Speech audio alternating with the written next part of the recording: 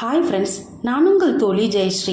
இன்றைய காணொலியில் கண்ணால் காண்பதையெல்லாம் நம்பாதே என்ற தலைப்பில் ஒரு குட்டி கதை பார்ப்போமா? அடர்ந்த காடு, அதில் புதிய வருகையா ஆந்தை ஒன்று வந்துச்சான். அந்த காட்டில் இருக்கிற மற்ற விலங்குகள் இதுவரைக்கும் ஆந்தையை பார்த்ததே இல்லையாம். இரவு நேரம் 2 முயல்கள் அவசரமாக தங்களோட இருப்பிடத்துக்கு திரும்பிக்கிட்டு இருந்துச்சான். திடீர்னு மரத்தில் இருந்து எங்கே போறீங்கன்னு ஆந்தை கேட்டதும் இந்த இரவு நேரத்தில் யார் நம்ம பார்த்ததுன்னு அதிர்ச்சியாகி பயத்தோட முயல்கள் வீட்டுக்கு திரும்பிடுச்சு.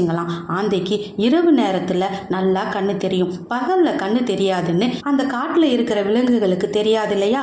முயல்கள் அதோட நண்பனான எருமை கிட்ட போய் நடந்ததை சொல்லிட்டு அதுக்கு ஏதோ சக்தி இருக்குன்னு சொன்னிச்சிங்களாம். இதை கேட்டு எருமை சிரிச்சுக்கிட்டே, எப்படி சொல்ல முடியும், வா நானும் வரேன், என்னை யாருன்னு சொல்லுதான்னு பார்ப்போன்னு எருமையும் முயல்களும் அந்த மரத்துக்கு கீழே போய் நின்று குரல் கொடுத்துச்சான். உடனே ஆந்தை வாருங்கள் எருமையாரேன்னு சொன்னதும் எருமையும் அதிர்ச்சியாகி இதுக்கு ஏதோ சக்தி இருக்குன்னு நம்ப ஆரம்பிச்சிடுச்சான். எருமையும் முயல்களும் தங்களோட கூட்டத்தில் இருக்கிற மற்ற விலங்குகள்கிட்ட இதை சொல்லியதும் மற்ற விலங்குகளும் நம்பி ஆந்தைய கடவுளாவே கொண்டாட ஆரம்பிச்சிடுச்சுங்களாம். ஆந்தையும் இந்த உபச்சாரத்தை ஏற்றுக்கிட்டு கர்வத்தோட வலம் வர தொடங்கினுச்சான். ஒரு நாள் காட்டை விட்டு வெளியே போக வேண்டிய சூழ்நிலை, அதுவும் பகல் நேரத்தில்.